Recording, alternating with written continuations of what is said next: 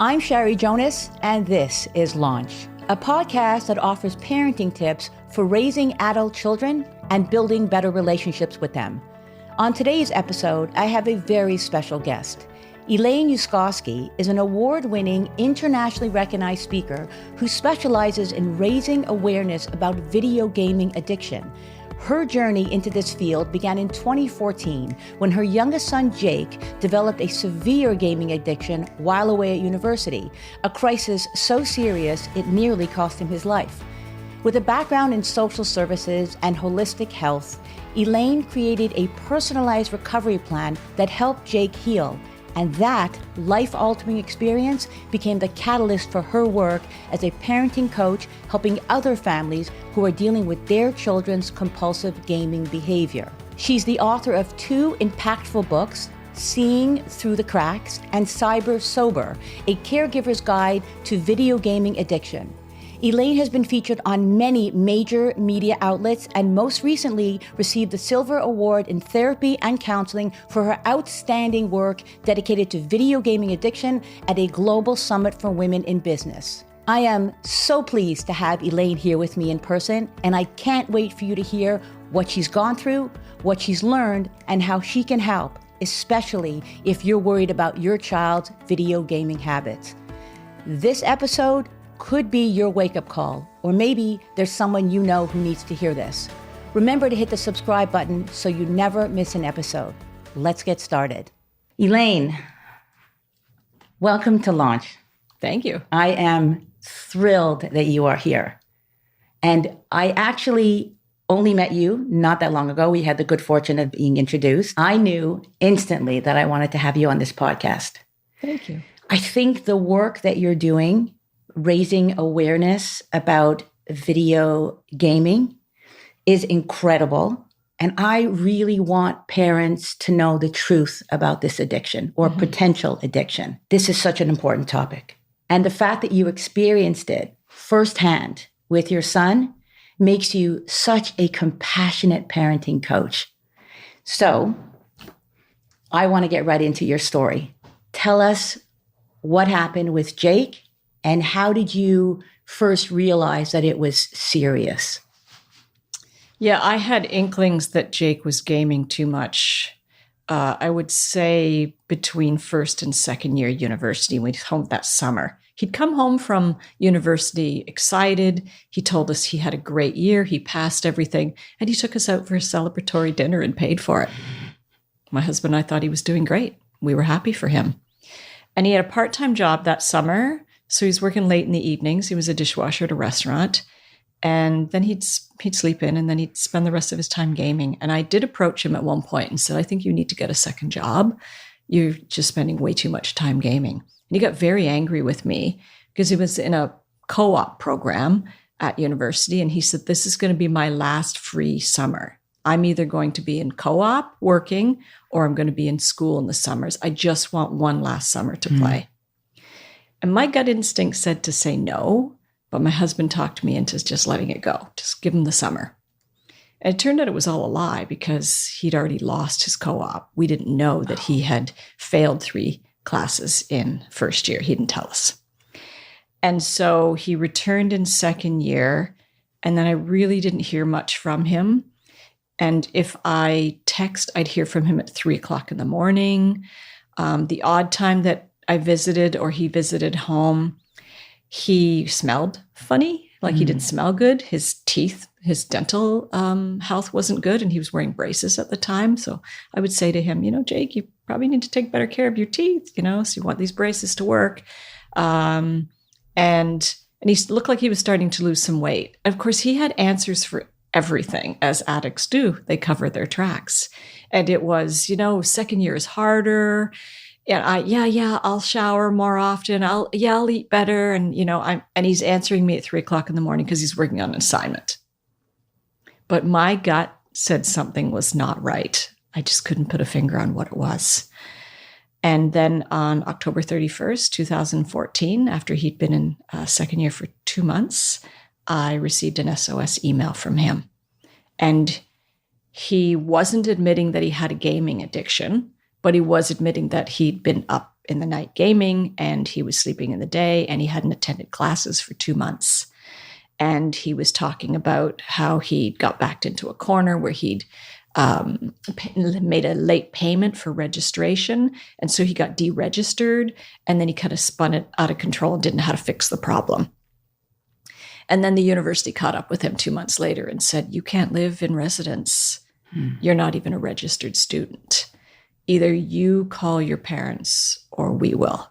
So that's why he contacted you? That's why he contacted. So they said the locks were going to be changed in 3 days. Oh my God. And I just knew reading his letter, and it was long, it was hard to read, that he was really in a fragile state, that he was really looking for help. It wasn't just, I haven't gone to school and I have no place to live. It was, I could tell he was really depressed. And so I just felt grateful that he felt comfortable enough to reach out. He had other choices to make. And so I picked up the phone and said, what do you need? And he burst into tears and said, I need you to tell me this is going to be okay. I said, we'll make it okay. And so then I drove to the university. It was an hour's drive. That whole hour driving there, I was so afraid that he might take his life before I got there, because not only was he in a fragile state, but he was feeling shame as well. And so it's just a really hard drive. And then when I arrived and he opened the door, it was just a shocking sight. He's 6'2". He dropped to 127 pounds. He had facial tics. His hair was greasy. His eyes were dilated. His hands were shaking. He smelled awful. The room smelled awful. He was just a sack of bones, really, as I was hugging him. So we started, talking about, next steps. We're going to go home. And we talked about that on the way home. And in the back of my mind this is the gaming thing again, the too much gaming. He can't control it. And so when we got home, I said, we're going to take the gaming away. We're going to get you back on a day-night sleeping schedule. I'm going to get you to the doctors, make sure you're okay. Because he was so underweight, I was worried. And when we saw the doctor, he was diagnosed with anxiety and depression and ADHD. And he opted not to do meds. He didn't want to do any medication. He was 19 at the time, so I really couldn't tell him what to do. But I said, I really think you need to see a therapist, though. Let's get you some counseling. So he agreed to do that. And so I took him also in the mornings. I had a 6 a.m. fitness class that I was doing. And so I'd wake him up at 5:30 and take him to my fitness class. And God bless, he was willing to spend an hour with middle-aged women in a fitness class. And of course, they were all like moms to him and just loving him up. And he started to feel good about the changes in his body, and he was gaining some weight and he was feeling better. And it elevated his mood. And I kept saying to him, is it helping with the dopamine? Because I know the gaming was giving him so much dopamine. And he said, it's not the same. It's not as much, but it's helping. And so we did that for 8 weeks. He lived at home. He lived at home. Well, we had to pull him out of school anyway because he wasn't a registered student. And while he was home, we learned that he had failed the 3 classes in first year. So he was on academic probation. So it was a good thing he did deregister, because he had to maintain a grade average, but instead he just didn't register. So we were able to re-register him for the next semester. I suggested he go back and do those 3 courses that he dropped. So now he's not 2 years behind. He'd only be 1 year behind. I didn't have a problem with that. And so I dropped him off on the Sunday night to start second semester. And all week I had that awful feeling again. And he had on the Monday text at 3:00 in the afternoon, survived day 1. And then I never heard from him the rest of the week. Okay. So I went that weekend. And as soon as he opened the door, I knew he'd relapsed again. And, he had first denied it. I said, I can't help you unless there's full transparency here. And you need help. And so he said, yeah, I loaded the game believing that after 8 weeks of counseling, I could just game for an hour. And then I gamed all night. I couldn't stop. And then I didn't go to school. He didn't go to class all week again. So we brought him home again. And we had a long conversation. about, what do you think the issue is? And for him at the time, it was immaturity. He said, I'm not ready to grow up. I just want to play. I'm not ready for any of this. So I said, well, do you want to take a gap year? Do you want to be in university? Do you want to change your program? What do you want to do? Let's create a new plan then until you do feel ready. And he thought about it and he said, no, I really want to stay in school and get my degree. And I said, okay, what do you need? And he thought about that and said, I need you to drive me to school and walk me to class. I still get really emotional about that. My 19-year-old asking me to walk him to class until I can do it on my own. Because he believed if I sent him back, he would relapse again. So that's what I did. So did he ever admit that it was an addiction to video gaming? Absolutely not. I mean, not at that time. At that time, he believed he had a time management issue. Okay. Which he did. Right. He also had an addiction. And it was 2014. No one was talking about gaming addiction. That wasn't in my circle. And it was another 4 years before the World Health Organization established a disorder. So there wasn't a lot of support in the area of gaming addiction. But I continued to tell him, you're addicted. And I didn't know anything other than remove it all. There was no room for me to even consider harm reduction of maybe just getting him to learn how to handle it in a healthy way. It was this needed to go so he could get through school. But it wasn't even in the therapy suggestions. No, the therapist that he saw was not familiar with gaming addiction at all. In fact, Jake, because he was 19, I wasn't privy. I had told the therapist that I believed it was a gaming addiction, but of course, Jake convinced him that it was not, which happens with a lot of my clients. They go into therapy as adults and say, my parents are overreacting. I don't play that much. I'm fine. That was what Jake was basically doing. Mm-hmm. So they'd actually come up with a schedule to show where he could fit in gaming when he returned. Interesting. To my horror. I'm like, no, you cannot do this. No, that's not possible. You cannot. So you knew about the schedule and you said, no, I don't agree that that's the right approach? Yeah. Mm-hmm. Yeah. So that didn't help him when he returned back to school and thought he can just play for an hour because he wasn't told he shouldn't. No. Right. Right. And he's never been able to be successful at harm reduction. For some kids, they can build a life around it and it just becomes sort of a backseat thing they do and they can manage it healthily. Jake could never do that. So talk to me about harm reduction. This is the first time I'm hearing even these words, harm reduction. Right. So we reduce the harm of the addiction. Got it. Because it's a behavioral addiction, like sex or food addiction. So we still have sex. We still, need to eat. So we have to have some kind of a baseline of what's healthy. And so how much gaming would be healthy in a week? And are there, triggered games that you tend to play longer than other games? And do we need to change that so that you're only playing games that are safer, that you tend not to play for hours and hours? Do we need to remove the multiplayer games because that's very enticing to have the online friends and that can keep kids online for longer? Do we need to say no gaming through the week when you're having school and maybe only gaming on the weekends? So we try to set up some kind of a plan so that we can teach healthy regulation of gaming, because gaming in itself is not terrible, right? But it's a symptom of something else going on if it becomes an addiction. So we have to still be dealing with whatever that is while still trying to get them to game in a healthy way. Some kids we don't want to detox completely because they become volatile and violent, and some become very despondent and suicidal. Yeah. So we have to be very careful about, how we're going to detox. I watched Jake like a hawk when I detoxed him because I still feared that he might take his life. So he was on a, 24/7 mental health watch at home. But did he get on meds for the depression and anxiety? He did not. Oh, that's right. I'm sorry. You said that he did not want to get on meds. He did not. Okay. I was thinking maybe meds for the ADHD. Not initially. Okay. It was another 10 years before he realized that it was time for him to do medication for the ADHD. Okay.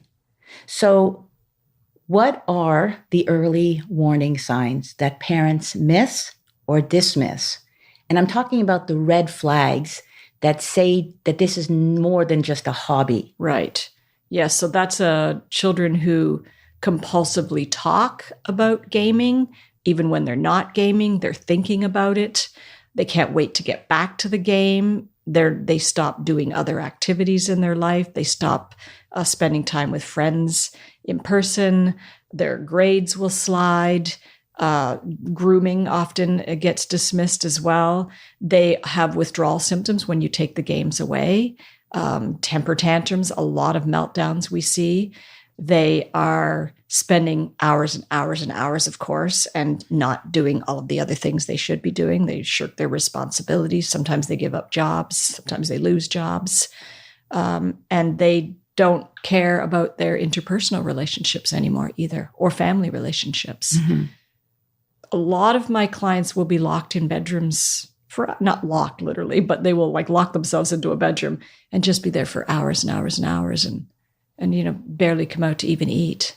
In your book, Sober, A Caregiver's Guide to Video Gaming Addiction, you talk about many things, but the thing that I want to know a little bit more about is the five stages of addiction. And again, this is for the listener, the parent who is sitting here wondering, is this my kid? So can you tell us a little bit about that? Yeah, that is from Dr. DiClemente, the 5 stages of addiction. And that is pre-contemplative, which is the addict is not even considering, it's not even on their radar that they might have an addiction. The second stage is contemplation, which they are thinking maybe, but they haven't admitted yet. And then we go into preparation, where they're starting to think about, oh, okay, I have an addiction, and what am I going to do about this? Then we go into action of, yes, we're going to create an action plan, and we're going to do something about it, quit or use harm reduction. And then maintenance. And part of maintenance is how do we support the addict as family members, as therapists, as friends, and how do we manage relapse? Because relapse is often, as we saw with Jake, a risk of addiction. Right. And the thing about the 5 stages is it's not linear. So you can be in parents can be in the contemplative state where the addict is still pre-contemplative and they want them to move to action. But if they're still in pre-contemplative, we can't move them from that to action. But also an addict can be in the action stage and then go, no, maybe I'm not that addicted. Maybe and then go back to pre-contemplative. And even parents will do that too, where it starts to become really difficult, or they see enough of a change where they're like, well, maybe it's not an addiction. And so that can go, 2 steps forward, 3 steps back. So the 5 stages applies to both the addict and to the family members. Right. Okay. Got it. Okay. So you refer to video gaming as compulsive behavior. I want to understand, what is it about the video addict's brain where they can't control the gaming? Why do they struggle while other kids can seem to turn it off and manage their responsibilities? Well, once we start playing anything in any kind of excess, then the brain will flood with more dopamine. The more dopamine, the more we need to maintain. Eventually you get to a tolerance level. And so now you need to amp it up and play more and more and more. And then that starts to affect impulse control, and it starts to affect decision-making and memory. And so now the brain becomes literally imprisoned with the desire to play, which is what is referred to as the addiction hijacking the brain. That was my next question. Yeah. So you recently had an interview with a neuroscientist based on a documentary series, which I believe is coming out soon. By the time this recording is out, it will be out. Well, it's been released in Ireland. Okay. And then the hope is that it will be released in the rest of Europe and North America. Okay. We'll put in the show notes where people can go to watch that documentary series. But that's when you talk about the video addict's brain gets hijacked. Mm-hmm. So that is very intriguing to me, because I think one of the reasons why I want to talk so much about the brain and how it's all connected chemically to dopamine is because I want parents to understand this is not something the adult child can control. No. Right. You can't just say stop. No, they're in a prison. Their bodies just need. And one of the things I say to parents if they do catch their child sneaking gaming when they're trying to control it, is not to shame them, but to ask them, the cravings are strong today. Was this a tough day? Did something happen today? Are you feeling low today? Because we want the gamer to make that connection between, I am using this as a coping mechanism when things are not great. Because we all do that with cravings. I'm having a bad day. I like a little dark chocolate or potato chips myself. Right. It's soothing in the moment. Right. But gamers are using it for, if they're addicted, constant soothing. And so we want them to be aware of that. Right, the trigger. Yeah. I mean, if they're not doing that, they're looking for a sense of high achievement, right? So if they're not achieving in other areas of their life, then they go into the gaming arena because they can be great at something. And they have lots of friends, online friends that are calling them into play. And you join us, come on. And that's very enticing. And they have instant reward and this beautiful positive feedback loop and this mass amount of dopamine. And so there's a place where they just feel so powerful, where they may not be feeling that elsewhere. And so we want them to be aware of that. We want to look for the areas that they can excel at outside of gaming and really focus and praise that to get them to need it less. Many parents are downplaying gaming. I did 10 years ago when my son was at it all the time. We see it as social. We make excuses that it's normal for their generation, right? But I guess what would you say to a parent who is still making excuses and is in denial when this could become something that is very, potentially harmful? Yeah, it's a great question because I too said the same thing. I overlooked often. And I remember even saying, who are these people you're talking to? Because Jake would mention names of friends. And I'm like, I don't know who that child is. Who is that child? And it's somebody I met online. Okay. So I could see how important that was becoming to him because he was bullied in middle school. And at that time, not everyone was gaming. At that time, you were considered different if you were a gamer. So you were in a little niche area and you were a little nerd and that wasn't cool. Now, most of them are gaming and it's acceptable now. And so he got bullied and his brother was going on a school exchange to Spain for 3 months and they were very close, still are. And he wanted to stay connected with Jake. So he introduced him to online multiplayer gaming so the two of them could play games still while they were away and talk to each other. And then once Jake got on the game, he realized, there's a community of people like me. They accept me. They're also gamers. And then they became his online friends that meant so much to him because he wasn't making connections at school. It wasn't until he got into high school that things got better and he was able to make friends there. But he was still gaming a lot and he was still maintaining those online friendships at that time. Right. So I thought as long as, his grades were good at school and his grades were slipping, by the way, but he still had grades good enough to get into university. So it wasn't that he was failing. And I would say even if their grades start slipping, and this is a kid who's usually academically doing well, that is a sign to be really watching out for and not making excuses for. So I overlooked that. And he stopped having as much interest in snowboarding, archery, tennis, all the things that he loved to do. He was dropping those sorts of things. Again, I was, he's a teenager and, that's when this starts to happen. The same thing happened with his brother. He changed, his interest in things. And the other thing was if he was irritable with me, which he was irritable a lot, I chalked it up to hormones. Right. Right. There's an excuse for everything. Right. So I made all of those mistakes. Right. And because it wasn't as severe then, it was more difficult to recognize that it was addictive.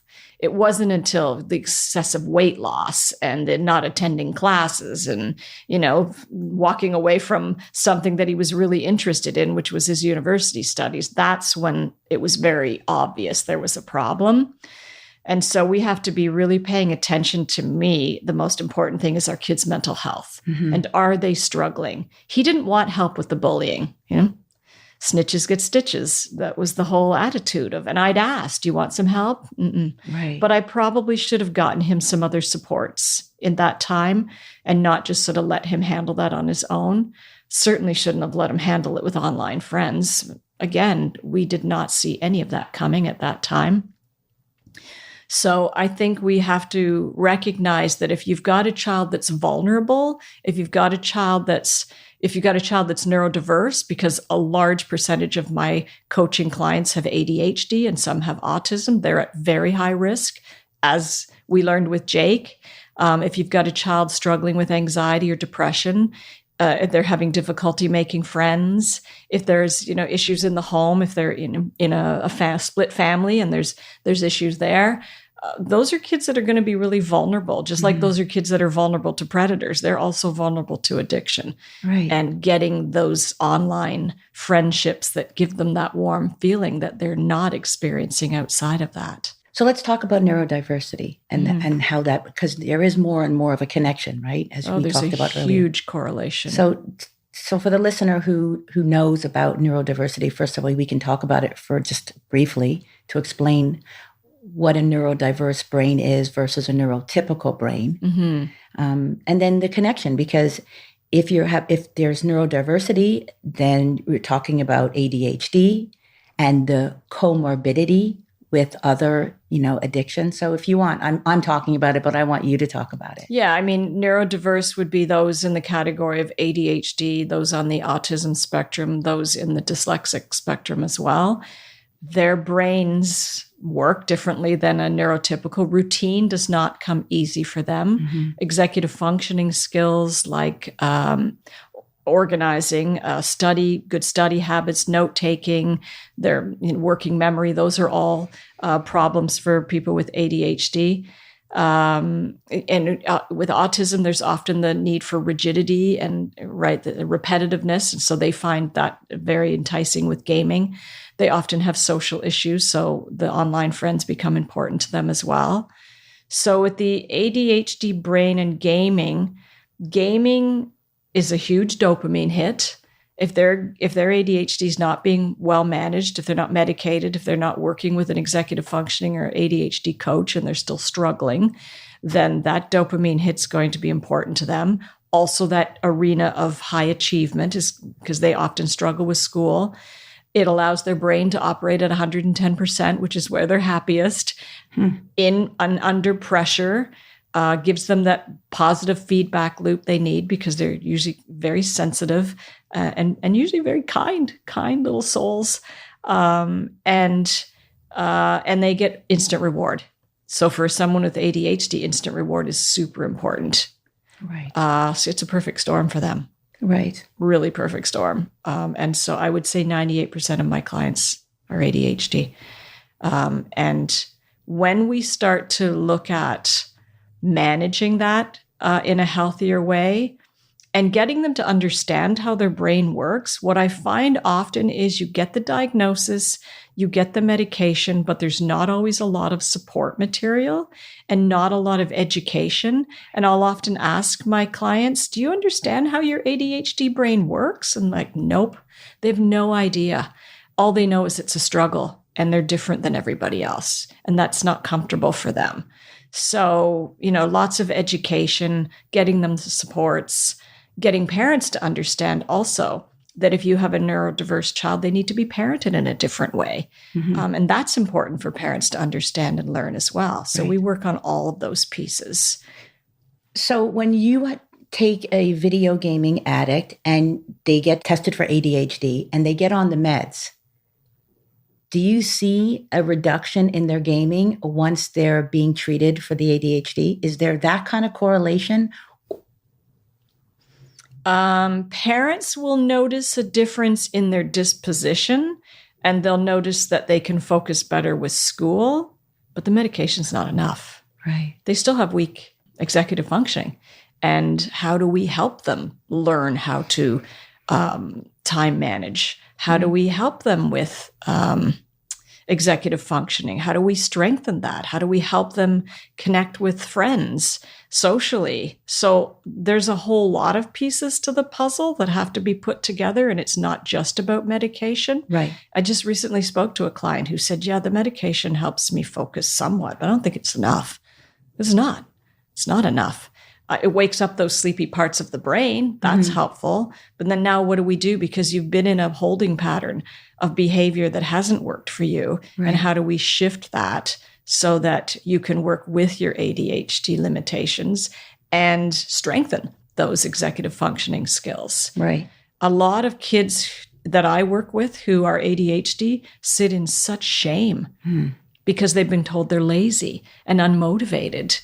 And parents get mad at them because they can't, get themselves up in the morning, and routine doesn't come easy for them. Right. And so there's often a lot of chaos and a lot of tension in the house. And then, of course, at school, again, they come home feeling that sense of shame if they're not doing as well as their peers. So, I have to work on all of those pieces. Yeah. Just for Jake, because he decided to do medication late in life, he has said it did make an overnight difference for him in terms of focus. And the way he explained it was, my brain is just always full of chaotic thoughts that I just couldn't organize or prioritize. And so I felt like I had to do everything at once. And then I couldn't multitask. I couldn't do everything at once. Nothing was getting done. And so he said when he started the medication, that slowed down in his brain, and so he had the ability to say, oh yeah, I do have to do that, but not today. I can do that tomorrow or next week. That's not a priority. Oh yeah, no, this is what I need to focus on right now. So he did say that helped, but he's 29 and he's had years of figuring out how to get up for work and strengthen those other skills. So for him, it was literally just about reorganizing the thoughts that were going on in his brain. I want to touch on something you said earlier about how that is sometimes gaming can be a symptom of a bigger problem that's going on in the house or at school. So can we talk a little bit about that? It is a symptom of something that can spiral into something bigger, but they are essentially escaping from something that's going on in their life. And so when you are dealing with one of your clients, do you want to get to the root of that at the same time that you're talking about the video? Okay. Absolutely. As Gabor Mate would say, addiction is a solution to the problem. Right. Love him.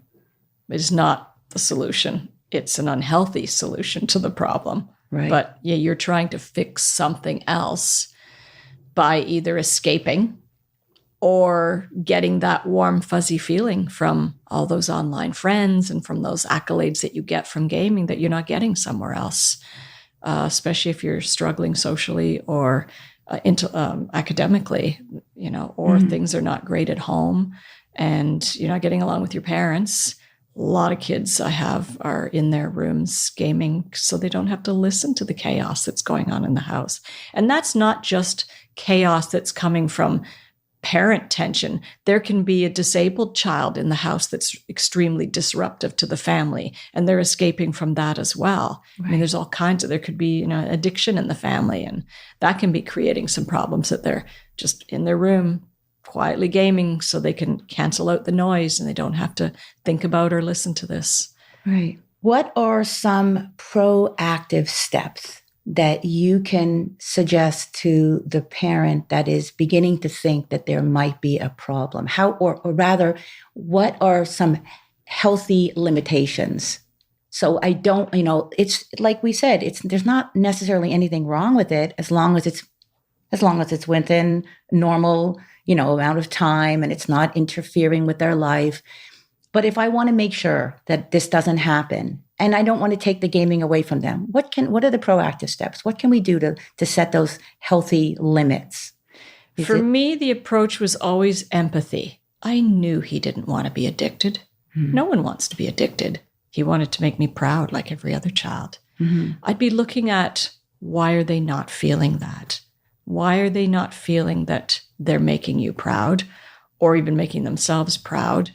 what is the underlying issue, and try to have conversations about that. Do not talk about the games in a detrimental way. It's like talking about alcohol in a detrimental way. Your kids are just going to go find it out and they're going to drink outside of the house. But try to understand what gaming gives to them and provides for them. I often ask my clients, what are the skills you bring to gaming? What are you good at? Because that's going to tell me a lot about what they're looking for in terms of their success. Oh, I'm a great leader, or I'm a really good team player. Or I had one young man say to me, I like to defend the bombs instead of setting off the bombs. And I said, tell me why. Oh, because that lets me practice listening. And I have to listen to footsteps and drones and activity that's going on. And then I'll ask them, where can you translate those skills outside of gaming? Because those are great skills to have. Where do you think you could use those out of gaming? Mm-hmm. And for this particular child, he wanted to be a chef one day. And I said to him, those are going to be great skills because you have to listen to a lot of sounds in a kitchen when you're a chef. So those are really great skills. Right. But are we using them in excess, right? So where can we find areas away from the gaming where we can get kids to practice those same skills and still feel good about themselves? Right. And where have they let go of things that they're not doing anymore? And how can we get them back to doing more activities outside of gaming? Mm-hmm. So you're not taking the gaming away, but you're saying, you know what, you need some balance in your life. And so you need to find some other things that you need to do as well. Things that you need to do in person are really important. Something physical, especially for kids with ADHD. You know, physical fitness is their friend. It's the most helpful thing. That's the thing Jake still continues to say today. If he spirals and gets off track with his fitness program, he says, yeah, the ADHD symptoms get right out of control. Right. And so does the depression and the anxiety. Right. So that's important. Having an activity to move to when your child's gaming afterwards is super important, because if there isn't an activity to follow, in their mind, they're asking themselves, well, there's nothing else to do. Right. Why can't I just keep gaming? Right. So have planned activities that follow. Usually something physical is going to be really helpful. For me, often the first move is to get the unit out of the bedroom. Okay. That's a preventative tip too. I like that. Never in the bedroom. First of all, since online child exploitation has occurred, it's increased 1,500%. Predators are everywhere, and they're in games. They're on Discord. They're in chat rooms. They're on Instagram. So you don't want your child alone in a room, especially if it's a vulnerable child who's struggling with anxiety or depression or ADHD. That's the target for the predator. But also you cannot supervise and control if it's in a room, if it's in a bedroom. And that's usually when it turns into the all-night gaming as well, where they're sleeping in the day and gaming at night. Right. So you can't monitor homework being done. I made that mistake. Jake had a computer in his room. And what I learned was he'd have 20 tabs opened. And if I walked into the room, he was switching over to the homework tab, even though he was gaming. Right. But I wasn't aware. Okay. So now that I'm aware of that, I think that's really important to share with parents. I like that. In terms of restriction of time. There is the American pediatric recommendations, which is no screen time for under 2. And there's 2 reasons for that. One is attachment theory. You want your child attaching to you, not to a device. And the other is infants are born seeing, but they don't have peripheral or distance vision. Okay. And so holding up their head and rolling over and sitting up and standing and walking, those are all milestones that help them develop peripheral and distance vision. Mm-hmm. You put a screen in front of them, you're going to interrupt with that. I can't even imagine putting a screen in front of a 2-year-old. I just heard on a podcast the other day that 40% of 2-year-olds have their own iPads. Wow. Wow. That's not good. I don't know. I think I dodged a bullet by having my kids 25 years ago. Yeah. That's incredible. Yeah. 40%. That's not good. Then we go into the 2 to preteen, and it's about 2 hours a day. Okay. No one's following that. No one's following that. No. Same podcast, 60% of young people today are using their phone all the time. Like they are completely attached to it at all times. Yeah. That's just that digital device. And then over that, it's 3 hours. And so you can't really state a specific time because one kid can game for 4 hours or 5 hours, but still get all their homework done and still be involved in other activities and still be really engaged with their family. And then there's kids that can't even do it for an hour. For me, if they're in school, I try to keep the gaming away entirely during Monday to Thursday, maybe some gaming on Saturday and Sunday, but it has to be broken up.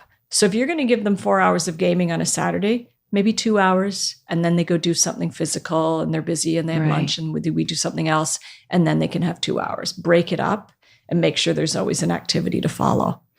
So I keep thinking about this because I don't want the parents to think that it's just young boys. Talk a little bit about where do girls fit into all of this? So in percentages, it's 51% of boys will play video games and 49% of girls, but they're playing different video games. Okay. Girls tend to play more of a Sims type game or Candy Crush, or they're on games, Scrabble, Wordle, those sorts of games that are on their phones, whereas boys will be playing the online multiplayer. You have the big units in their room. Sometimes they have multiple screens. It's very loud. They've got their gaming chairs. We are seeing a rise in females playing video games. I spoke 2 years ago in South Korea at the esports summit. And so I've kept in touch with a lot of colleagues there who are involved in gaming. And there's definitely an increase in female teams. They also are doing a really good job of changing the way they approach esports as a professional game. It used to be you just have to play a lot.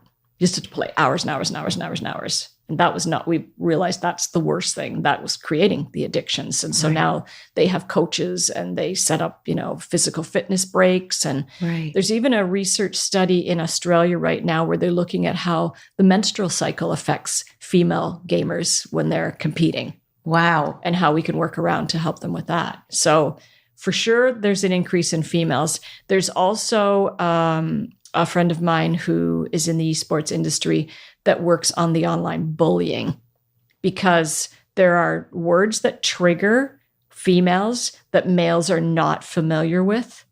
And so, they will make statements like, I'm going to rape you in a joking way in the middle of a game, not recognizing that's a triggering word for women. And so we're trying to reduce the toxicity that is happening with female gamers and the online bullying that's happening with female. There's bullying with males as well. So there are groups that are working hard at that as well. But 90% of gaming addicts will be males. Okay. And the average age of addicted gamer is a male between 18 and 25. Okay. Most of my clients, or a large portion of them, are young guys who have gone off to their first year of college or university, not prepared, already addicted before leaving, and then don't have success and land in their rooms and fail out. I've had clients that have had multiple attempts at university and fail out and fall back to the gaming every time. Right. So you don't have a lot of female clients? I do not. I've had trans, I've had non-binary, I've had gay, I've had all kinds. Right. And I have had, of my pure female, maybe 2. Okay. Yeah. So let's talk about parental controls on digital devices. Does it work? No. Okay. It absolutely I already knew the answer to that question. I'm like, it's not working, but... Well, it will work if they're young, but I just wrote a blog about this actually, because one of my clients, he is just graduating in computer science and wants to do a master's in cybersecurity. And he actually was talking to me about how he got interested in cybersecurity because of the things he had to do to get on games when his father was trying to turn off the internet and put all the protections on. For every parental control that you want to purchase, there's probably 10 to 20 YouTube channels telling kids how to get around them. It's the most common commonly searched word is loopholes for gaming addicts. No kidding. And some are like 10-year-olds. I've literally sat on calls with parents where they've listed, okay, what about this one? And I'll type it in and it shoots out, 10 or 12 YouTube videos. Right. And then I'll turn one on. It sounds like a 10-year-old is literally guiding them through how to get around the parental control. That's crazy. Yeah. So the only thing that you can do in terms of control, I mean, you have to remove data from their phones, because if you turn off the Wi-Fi, they hotspot with their data. Sometimes you have to take the router out of the house at certain hours. And in terms of digital devices, if they're gaming on their phones, there's something called the Bark or the Pinwheel. Pinwheel is the Canadian version. Bark is the American version. That's the only phone that parents can absolutely control the devices and keep apps off of them. So they can still text and they can still listen to music. They can have Spotify on. They can use the phone, but they can't get on social media or gaming sites because parents control what access they have. And then they can access what time they control it as well. Right. But the gaming is really difficult with parental controls. Okay, so this brings me to gaming detox, something that you suggest when a young adult is in trouble. Yeah, it's got to be deep trouble. I rarely start with detox because you have to have a safety plan in place and you have to really understand what's going to happen to the gamer because they're going to go through withdrawal symptoms just like any addict. So we're talking about when it's got to the point where the child's withdrawn from life, they're not eating well, they're not sleeping well, they're failing.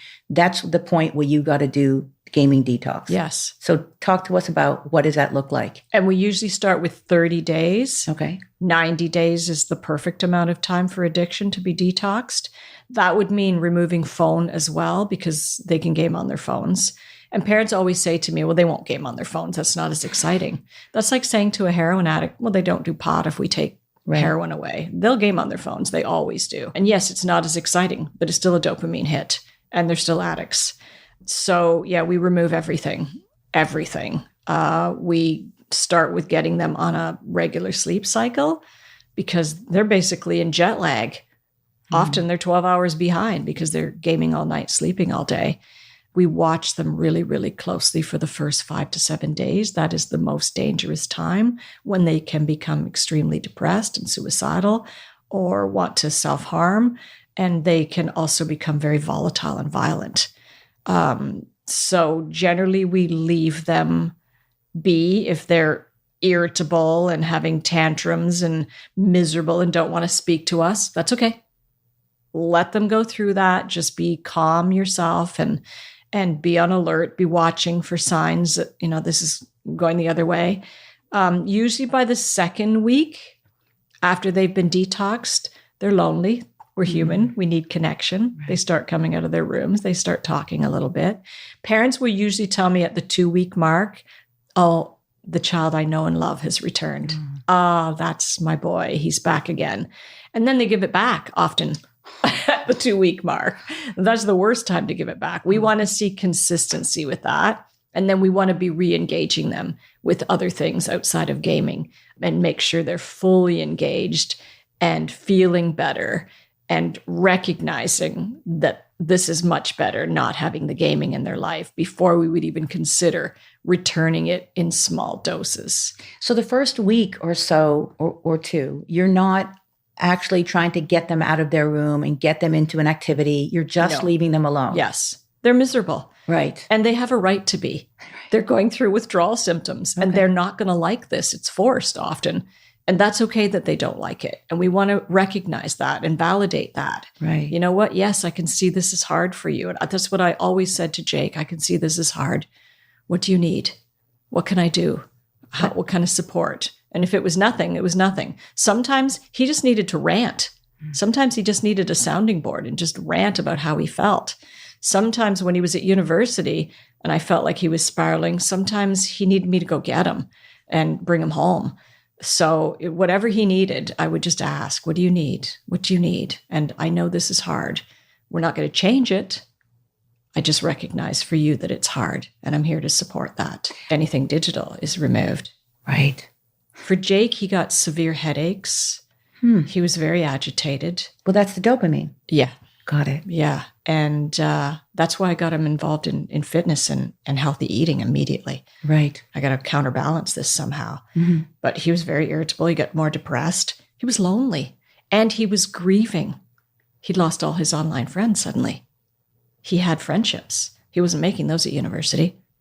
And now I took all that away. So now he's grieving those friendships as well. Right. I hear that from a lot of kids. Just give me back my phone so I can just talk to my friends. I just want to talk to my friends, even if I can't game. It's hard. It's horrible to watch. It's horrible for them. What, for the parent listening, who's really beginning to worry, especially at this point in this conversation, like, I can't deny this anymore. I can't make excuses. There's a real problem.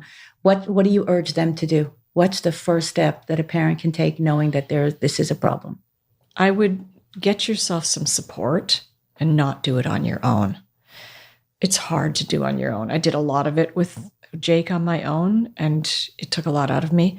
You need to talk to people. You need to get some help for yourself and get some direction, either with a therapist or a coach, somebody that's familiar with gaming addiction. You need to start trying to have conversations with your child that have nothing to do with addiction, but have to do with what they're struggling with, and try to get them some help for that. We try not to use the word addiction because it is behavioral, but when they hear the word addiction, they think removal, right? Like alcohol or drugs, and then they panic and they hang on to it even fuller. We don't even use words like problematic before. We used to use that. I tend to look at it with the whole craving aspect of what's going on in your life that's making you crave this, and try to talk to them about their video games. Don't be detrimental about it, and try to learn about what they're playing. What I find with a lot of my clients is that parents will say to me, well, yeah, I played with my kids when they were young, because I always ask that on the intake. Yeah, I played with them when they were young. I'm like, why did you stop? Why is playfulness not still a part of your relationship? Even as adults, my family's very playful. My sons are 29 and 33, and I have a daughter-in-law that's 30. We're very playful. And, for Mother's Day, they'll take me to an escape room because they know I love that kind of stuff. And we play board games and card games together. But I find families stop being playful. And then the kids still want to be playful because they don't want to grow up. That's a big problem, the not wanting to grow up. Look at your child's emotional maturity and see what they need. Yeah. I will always ask that in an intake, even if I've got a 30-year-old. What do you think their emotional age is? And often parents will say, 14. Okay, ask yourself what a 14-year-old needs. Yeah. They still need some guidance. Yeah. They still need you in their life. They need to grow up. We need to put them in situations where we can build resiliency. Mm-hmm. We need to challenge them so they can mature. Yeah. We have to look at all of that. And you're probably going to need some help with that. That's probably not something a parent will tackle on their own. When I decided to take Jake back to school, when he asked me to drive him and walk him to class, I had a friend say, you can't do this alone, Elaine. Go to student services. Okay, I'm so good. grateful she told me that.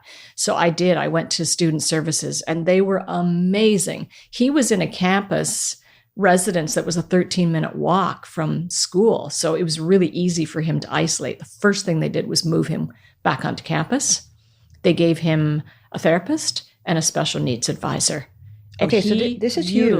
This is huge what you're saying. So there is the support. Oh, there's huge support. Okay, and probably the problem more now. is getting them to the support. Right. I had a psychologist ask me that. He said, I have 1,600 students in my class. What's the message you want me to take back to them? This was after I'd done a talk. And I said, I'm so glad you asked that question because it's got nothing to do with video gaming addiction. Mm. Kids are with kids in university. They need to be looking out for each other because we kind of let them fly on their own and prove they can be independent. And they want to prove to us they can be independent. So that's kind of cut off. You've got 1,600 students. You're not going to catch everything. But students are with students every day, in class, in dorms, in activities. They see what's going on. They need to know what to do about that. Right. Because my son was in a townhouse with 2 other young men for 2 months. Neither of them ever said to him, hey, man, are you okay? Right. We're worried about you. You don't seem to be going to class. You don't even seem to be eating or showering. Are you okay? No one. And so Jake and I started a module at the University of Toronto for psychology classes to help kids understand that if you don't feel comfortable approaching, go to student services and tell them you're worried about a student. I love that. And then they will go and help the student. I love that. We can't leave these kids not utilizing the services. Right. And oftentimes they know they're there, but the stigma, the shame, and the not realizing they need and how they can utilize and how they can be helpful. So get help, get help, get help, get help. And once Jake had that help in place, like for 2 years, he met with that therapist. From school? Yeah. Okay. And he had a peer support person as well, which is a volunteer, like a fourth-year student that volunteers to check in. Mm-hmm. We utilized all of the services, and they were immensely helpful. And even though that wasn't a video gaming addiction coach, therapist, they worked on self-esteem and getting Jake to believe in himself again. And that really was the core issue. Right. And how do you integrate them into the community of school because you're saying basically they've supplemented, they found the community online, and we all know how important social connections are. And so now they don't have that social connection. So now you want to integrate them into the community of school. Right. So do they help you with that? Like, does the school help? Yeah. Like how can parents get their young adult who's now no longer gaming, how can they rebuild their friendships? Oh, that is the biggest piece. Yeah. That's the biggest piece. That was the biggest piece for Jake. Between 4th and 5th year, he decided to give up gaming entirely. So his last year, we moved to the city that his university was in. We downsized and moved. And so he lived with us that last year, because up until that point, he had to come home every weekend because of the addiction. Mm-hmm. So he couldn't join sports because that's when the games would be. Right. He couldn't go to parties. So it was difficult for him. He was making some friends at school at that point, but that really solidified the piece of community for him, that when he lived with us, he could go to the parties. He could join, and he joined tons of activities. That became the new addiction. Jake became just too busy. And then we had to go, Jake. Right. He goes, yeah, I know. I'm kind of burning the candles at both ends. But yeah, that community piece is super, super important. We have to find areas of interest. Oftentimes for my gamers, I'll suggest they go to hobby shops, because they have Dungeons and Dragons, and they have Magic the Gathering, and they have strategy games. And so they're like-minded kids. Or if they're interested in art, get them into the art world. We often suggest that they do, it's a type of comedy where you're not scripted. I know what you mean, but I don't know the word. Yeah. So Improv? Improv. Right. Okay. Yeah, we suggest they go to improv so they can pull out of that introverted, locked in shyness, because nobody cares in improv. Anything goes. Right. And it's just a, small group. If they were interested in sports that they gave up before, we try to pull them back to the sports. Yes. I try to get them to engage in some kind of physical activity where they can get a bit of a win, and not meaning they actually win the tournament or they win the game, but they feel good doing it. Yeah. And that's a win. Yeah. Or let's get you a job interview. Oh, someone's interested in hiring me. Right. That's a win. Right. You got through, you had success with the interview. That's another win. Now I'm going to get hired by somebody and start a new job. That's a win. Like just any little small goals that we can set for them to get those reward systems in place, right, and get them to keep going, get that momentum going. We'll use. I think one of the biggest problems is that parents don't know how to parent young adults. We somehow figure out how to, feed them and teach them to walk and talk, but we stop. Somehow parents stop when they become adults, maybe because of the resistance. I'm an adult now. You can't tell me what to do, which is ridiculous. But parents lose their confidence as parents, and they don't feel like they have that level of, control or influence. And so they just pull back, and at the worst time. Right. I struggled with that transition from parenting my child to parenting my adult child. I didn't know what my role was. Who am I now? My parent? My friend? My advisor? Like, what is my role? Exactly. They need to tell you what their role is. I will ask my young adult men, how do you want your parents to show up for you now that you're an adult? That's right. Important for them to know. Let's define that. Right. I think we don't transition kids into that end of the spectrum, because we spend so much time directing and rescuing and problem solving. And when they're teens, that dialogue has to start shifting. Right. They need to walk away from every conversation with you as teenagers feeling you think they're capable. Yes. And if you rush in and rescue and problem solve, they're walking away going, my parents don't think I can do anything. They're always telling me what to do. 100%. And if you tell them what to do and it works, they can't take credit for it because it was your idea. Right. And if you tell them what to do and it doesn't work, it's all your fault. Right. So you're in a no-win situation as a parent anyway. You might as well let them figure it out. Welcome to our world. And so sentences should be, you might consider. Yes. Or have you considered instead of you should. That's right. And I wouldn't be giving them any advice unless they're asking for it. Unsolicited advice always bites you in the butt. I'm smiling because everything you're saying is everything I talk about. So it's almost like, at least someone else is saying right. this. Yeah. So you understand. Yeah, I say just be a sounding board. That's all they need. They're just trying to gauge if what they're feeling is real. Yes. And it doesn't matter what they're feeling. In their experience, it's real. Right. But to be a sounding board, you have to ask the right questions. Or just validate. Right. That sounds like that's frustrating. Yes. That sounds like that upset you. Yes. And then they'll tell you a little more. And then you go, I can see why that would frustrate you or upset you. Right. Now they feel validated. What I'm feeling is normal. Yes. Okay. And then just listening to themselves talk, they'll figure it out. Right. If they can't, wait for them to ask. Then start with, you might consider this. Right. You might consider this. Is there anything you've considered? I think you should make the decision that feels right for you. And if it needs to go one step further, we can sit down and go through the pros and cons of each, and then you can make the decision. But ultimately, you need to make the decision. So we're going from coach to advisor. Yeah. We're helping them walk through the process of how to problem solve for themselves. And that's so important. It's so important. Because it's a life skill. Yes. Right? If they get to university and they don't have that skill in place, guess what happens? They're coming home. They're failing out. Right. Yeah. I love leaving on a positive note. That's just because a lot of these conversations can be very heavy. So one thing I want to know is, how is Jake doing? He's doing great. Yeah. He's doing so great. Yeah. It's almost 8 years, no gaming at all. He is a software engineer. He's very successful with his job. He's lived on his own now for, I think, 6 years. 6 years. Got himself a cat. That really helped. He loves his cat. He's got a ton of friends and a ton of activities he does.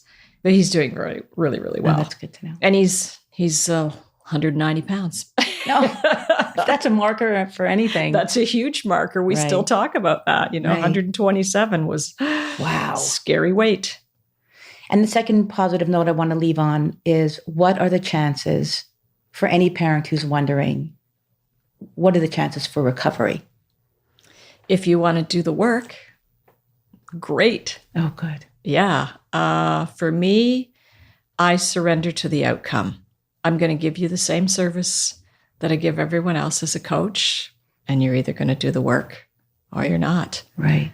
I can't control the outcome, but I can, walk you through as many steps as I can to get you to a place of success. But for me, if I can turn my young guys around to developing lives that they feel meaningful outside of gaming, then they can have great success. Lots of my clients still game, but they're graduating university and heading into master's degree programs, or they've gotten great jobs, or they've excelled at their jobs, or their relationship with their family's much better, and they're at least, not in their rooms all the time, and they're talking, and they're eating, and they're showering. Right. Sometimes just those small successes are really big successes. Yeah, I bet. Elaine, thank you so much for, first of all, sharing your story. I think it's an incredible story. And I love the fact that it was a catalyst for getting you to this point in your life where you've done so much work, which I think is invaluable, and that you're helping other parents. Thank you. So I will leave your contact information in the show notes.